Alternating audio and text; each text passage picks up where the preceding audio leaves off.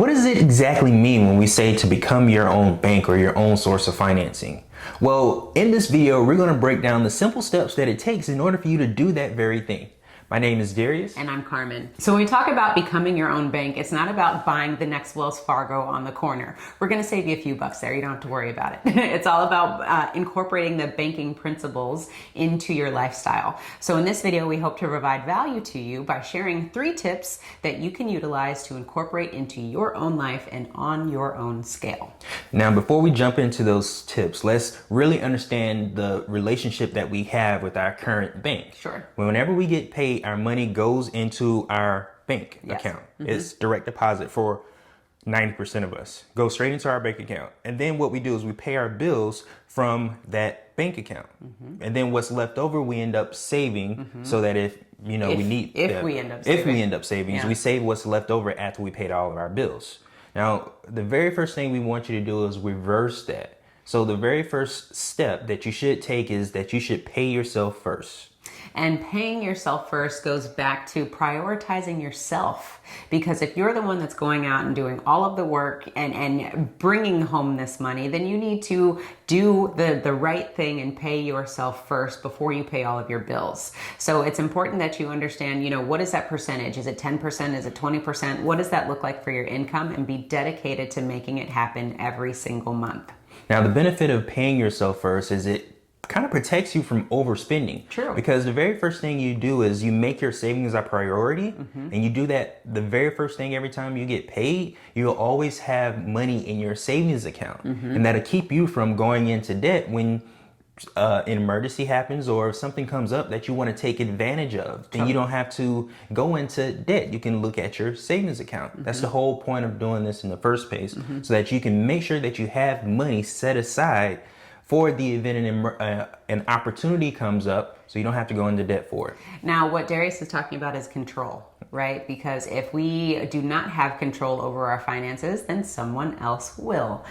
So in this instance, if something comes up, like Darius said, or an opportunity arises, maybe you can put money away in investment. You have money set aside to do so. Whereas consumers, we tend to be a little bit behind, because if something happens, we use our credit cards to bail us out. And then if investments come up, we can't participate because we don't have the liquid capital to do so.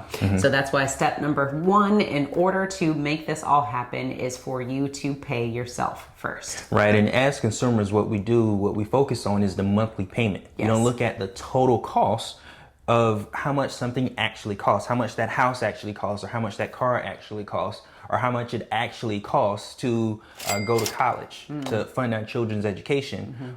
What we look at is the monthly payment. And that's exactly what the banks want us to do, because what we focus on is our ability to make that monthly payment and not the amount of interest that we're paying the banks on a monthly basis. Totally, because the banks are able to make more money from us when we pay on a monthly basis, because they're going to bake in principal and interest, which means we already are overpaying for whatever these items are, as opposed to just paying it outright and taking that margin that the banks or any financial institution can make off of us, making it smaller. So in this instance, again, pay yourself first so that you don't have to pay a ton of interest to the banks. Absolutely. Now, step number 2 is actually pay yourself interest. Go figure. So we're already doing this. If you have credit cards, if you have a car, you have a home, you have any sort of item that you're financing, you are paying principal and interest to the bank. So we're saying if you're already doing this, then you need to figure out this banking system, utilize your savings account, leverage it to buy back your debt so that you are now the person in control of the debt and continue making those monthly payments, but just to yourself. Those monthly payments are going to be baked with principal and interest. So now you are the one collecting on all of that money that was leaving your household in the first place. Now, every time we mention interest, we have someone that comments and says, well, the banks are giving away money. They're 0% interest. Well, that doesn't apply to everybody. If you don't have immaculate credit, then you're not going to get 0% interest. And the reason why they're offering 0% interest is because they're basically busting somebody else over the head with interest so that you can get that opportunity. So the 0% interest is amazing for the ones that can get approved for it, but it's not something that everyone can get. So for those of us that are paying interest, then why don't we collateralize our savings account so that we can pay ourselves the interest that we were going to spend anyway? And to that point, if you have 0% interest, everything that you own is not 0%. I'm pretty sure that's the case. So whatever you are paying interest on, that's what we're talking about, it recovering those funds. Yeah. I like how you said that, because a lot of times I think people compartmentalize the 0% interest. Yeah. Yes, you may get 0% interest on a credit card, but you might not get 0% interest on that brand new car the entire time. Yeah. You may not get 0% interest on your mortgage. You ain't getting 0% interest on your mortgage. Even if you refinance, you might get an opportunity to get a lower interest payment, but you're not going to get 0% interest. Yes. So the point of tip number 2 is redirecting the interest back to yourself. So one of the books that we very much learn this whole process from is called Becoming Your Own Banker by Mr. Nelson Nash. And his whole philosophy is redirecting all of the interest that you are paying outside of your house and redirecting it back. How much interest can you bring back into your household? And a lot of us are paying more in interest. Actually, not a lot of us. The average American is paying more in interest than they are saving.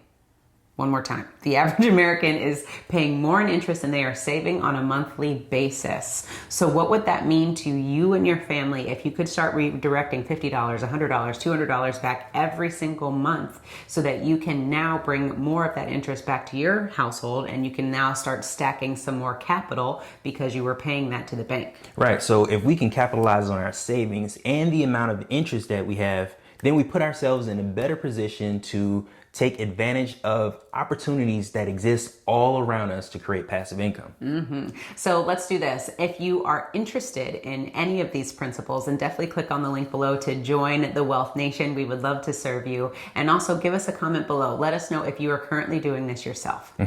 Now, the third point that we want to make, or the third step in this in this simple process, is to recover every single thing that you have outstanding as far as principal and interest. By recovering all of those funds, you have that cash available again to redeploy however you decide. Yeah, and recover, step number 3, is really about taking action, right? Yeah. Because we said step number 1 was pay yourself first. Step number 2 is pay yourself interest. Those philosophies sound good, but step number 3 is where the rubber meets the road. Yeah. You're actually doing this. So if we're talking about taking the savings, which is step number 1, and then paying ourselves first. Let's say we have $5,000 and we pay off a credit card, or we pay off some sort of financing, some item that we're financing. We pay it off now, whatever that monthly payment was, let's call it, $250. Now we're making that $250 back to ourselves every single month, as if we were paying the bank. So that's why we're talking about recover, is actually making it happen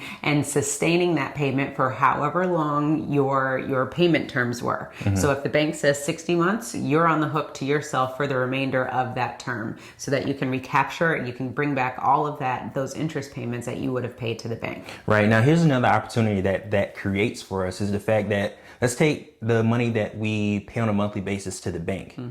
They don't wait until all of those funds are paid back in full to give a loan to somebody else. Totally. Now, since they have control of those funds, they're able to do with those funds something differently than we're able to do as we're paying it. So when we put ourselves in a position, or put ourselves in the shoes of the bank, or being able to take over the banking function in our lives, we don't have to wait until every single loan is paid back to ourselves before we can redeploy it. So that's something very, very interesting to understand and learn as you're going through this process, is the fact that when we think of $1, we think it equals $1. But to a bank, $1 can equal $3 or $4. And the only way we can put ourselves in that position to think like that, or to create that opportunity, is to control our cash.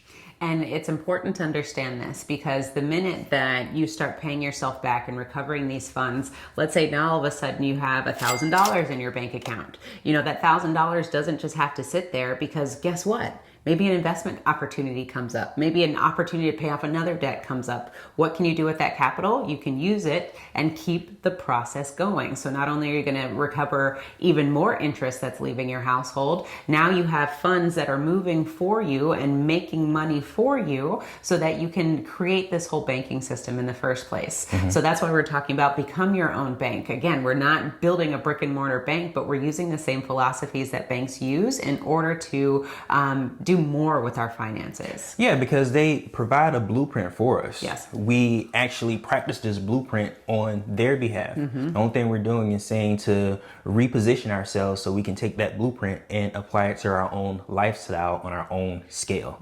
Now here's where this gets juicy, because the second half of this video, we're going to talk about how you can put your savings in another vehicle that's going to allow your money to work more aggressively for you, so you can pay off more debt, you can make more investments, and really start to finance your lifestyle. So Darius and I talk about this whole concept called infinite banking, and that's where you utilize a whole life insurance policy for your savings. And this is a dividend paying life insurance from a mutual insurance company. So with this information, a lot of people are like, life insurance? Why in the world would you use life insurance? Because a lot of people think about life insurance just for the death benefit. If I were to pass, then my family gets a certain amount of money. But remember, there's so many financial products out there, we just don't know how to use them all. So for us, we very much like to use whole life insurance because we can put our capital away, it can earn a guaranteed return for us, and if something were to happen to us, then it will provide our family the death benefit, but it also allows our savings to grow while we're alive, and we can utilize that money today better than we could a savings account.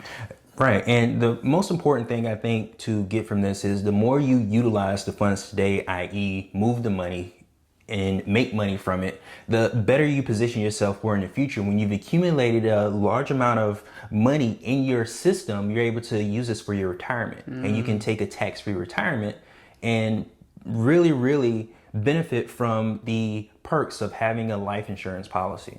Yeah, and again, when we talk about legacy, when we talk about moving money and how this all works and protection, you know, life insurance is one of the oldest financial products out there. And so a lot of the companies that we work with have been around since the 1800s. So why not utilize these companies where success has left breadcrumbs? And why not be strategic and create an opportunity to partner with these companies that predate our tax system and the stock market? Becoming your own bank doesn't have to be complicated, and that's why we wanted to share the 3 principles of banking with you so that you can start incorporating this information today. And then once you build your savings to the point where you have liquid capital, then look into getting a whole life insurance policy so that you can become your own bank more aggressively and take advantage of more opportunities. So what we want you to do is take a look at our next video where we give you different ideas on how to use this banking system to finance your lifestyle. And go ahead and click on the freebie below where you can find other opportunities to finance your lifestyle. In fact, 52 different ways. Remember to own your own lifestyle. Or someone else will.